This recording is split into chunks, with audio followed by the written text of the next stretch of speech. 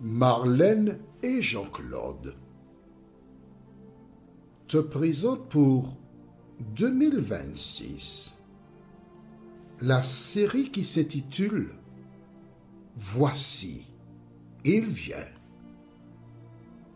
Merci pour ta fidélité et que l'Éternel continue de t'éclairer tandis que tu découvres la vérité.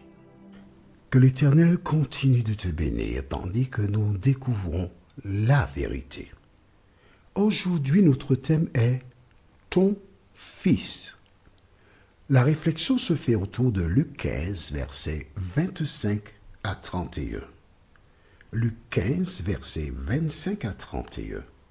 Avant d'aborder le thème, recherchons la présence de Dieu et la présence du Saint-Esprit qui seul nous conduit dans toute la vérité. Notre Seigneur et notre Dieu, merci pour la parole. La parole qui nous indique que Jésus est venu pour les pécheurs, les publicains, les gens de mauvaise vie. L'évangile est réservé à celles et ceux qui ont compris que sans Jésus, nous ne sommes rien. Alors que nous nous apprêtons à lire la parole, cet Esprit, merci de continuer de nous éclairer, de nous faire grandir en toi. Cette grâce, nous te la réclamons, non pas parce que nous en sommes dignes, mais c'est au nom de Jésus pour ta gloire éternelle. Amen. Au même chapitre 15, rappelle-toi, nous avons vu précédemment, au verset 24, le Père dit « Car mon fils que voici était mort et il est revenu à la vie. » Sans Jésus, tu es morte ou tu es mort. Et j'aime beaucoup une chanson qui dit « Sans Jésus, je ne peux vivre.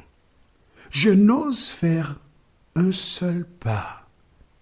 C'est lui seul que je veux suivre, pour lui seul vivre ici-bas. » Qui que tu sois, je t'invite à vivre cette chanson.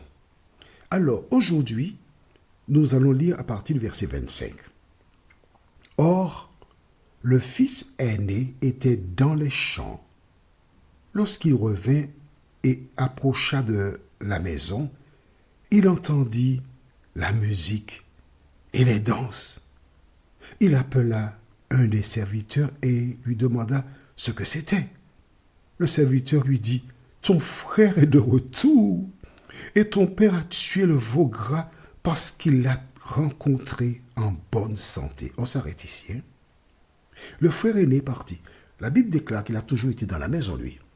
Il représente le bon membre d'église, celui qui a des postes, celui qui a des responsabilités, celui qui tient la maison, celui qui est parfait, celui qui est sauvé.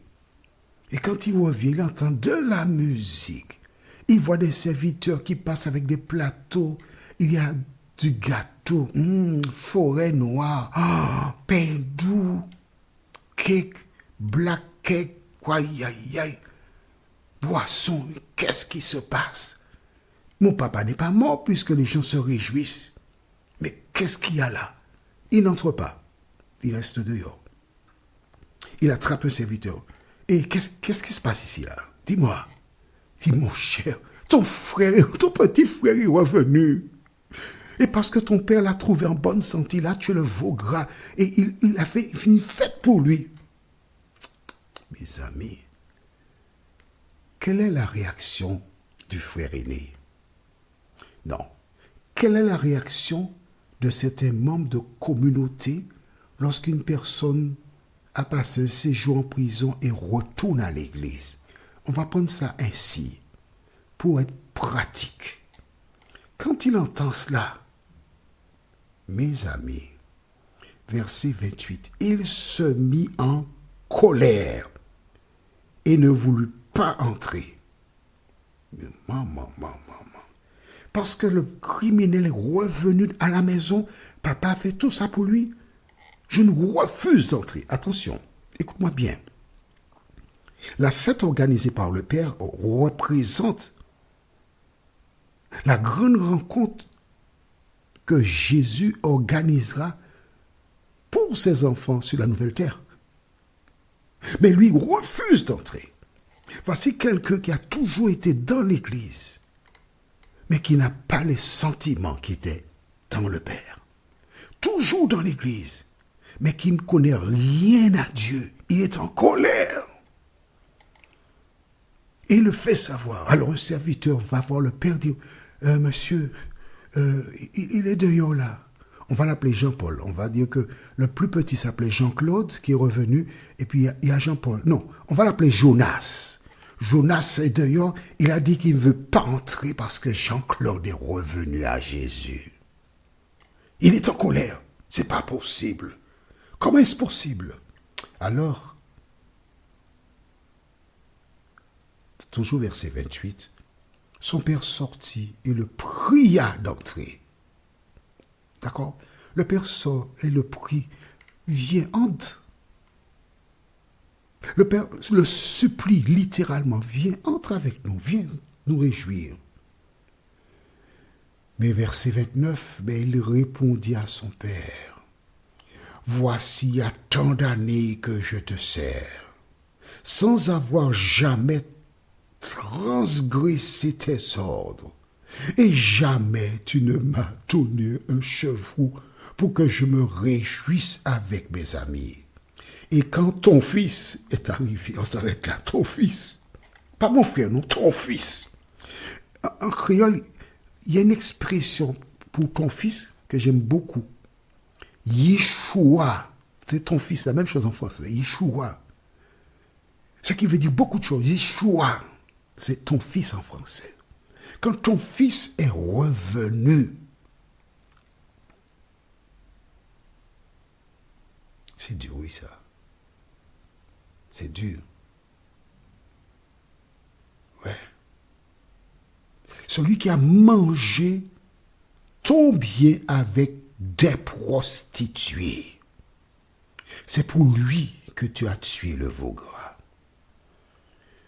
Attends. Comment sait-il que son petit frère avait été vers les prostituées? Est-ce que tu sais? Certainement, il l'a fait suivre. Certainement, il y avait des gens qui lui disaient « Hey, j'étais à la ville, j'ai vu ton petit frère, j'ai vu Jean-Claude, il était chez les prostituées. » Non, jamais été vers les prostituées, d'accord? Non, il y a des personnes qui sont là, qui écoutent, mais avec un mauvais esprit. Je l'ai vu chez les prostituées. Ah oui, où ça? À la Willa Martine, d'accord.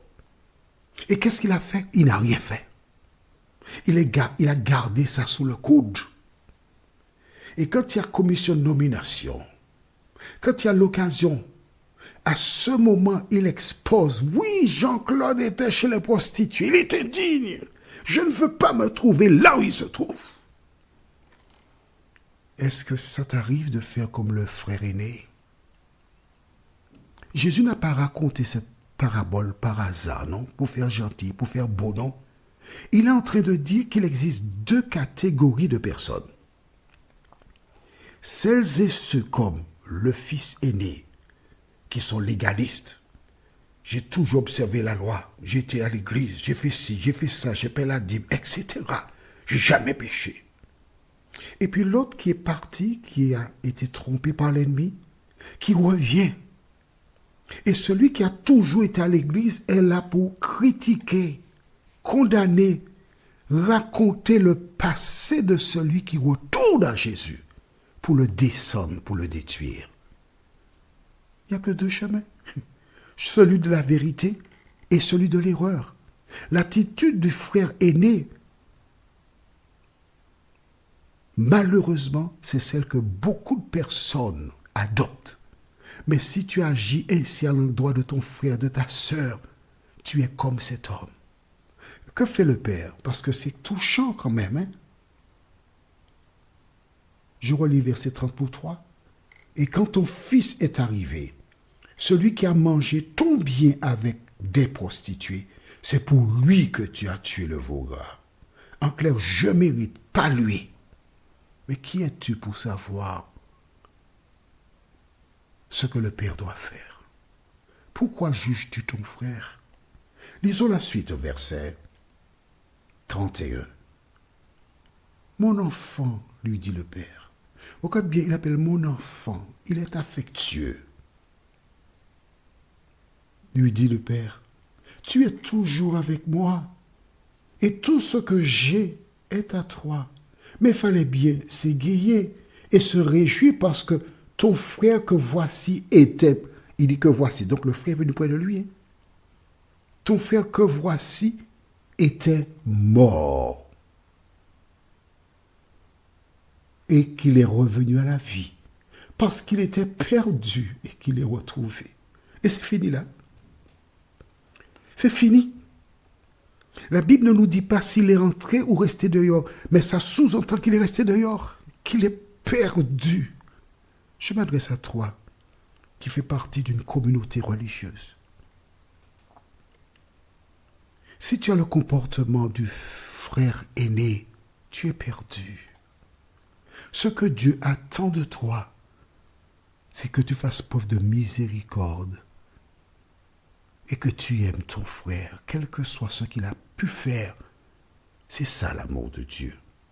Notre thème pour la prochaine fois, notre prochaine étude donc, sera la source du bonheur. La référence se trouve dans Psaume 119, les versets 1 à 10. Psaume 119, versets 1 à 10. Prions. Notre Seigneur et notre Dieu, nous te bénissons, nous te louerons pour le bonheur de te connaître. Bien des personnes parlent de Jésus et ont le comportement du fils aîné. Seigneur, aide-nous à nous rappeler que nous sommes tous des filles et des fils prodigues et que nous ne devons pas jeter la pierre à quiconque. Aide-nous à connaître Jésus, à comprendre l'Évangile, nous t'en prions. Au nom de Jésus et pour ta gloire éternelle. Amen. Que l'Éternel continue de te bénir et il me tarde de te retrouver. Nous sommes parvenus au terme de notre réflexion. Si d'aventure tu as une question, il te suffit d'envoyer un message par le biais de WhatsApp au numéro suivant, plus 596 696 88 93 93. Et alors Jean-Claude, moi, je me ferai un réel plaisir de répondre à ta question.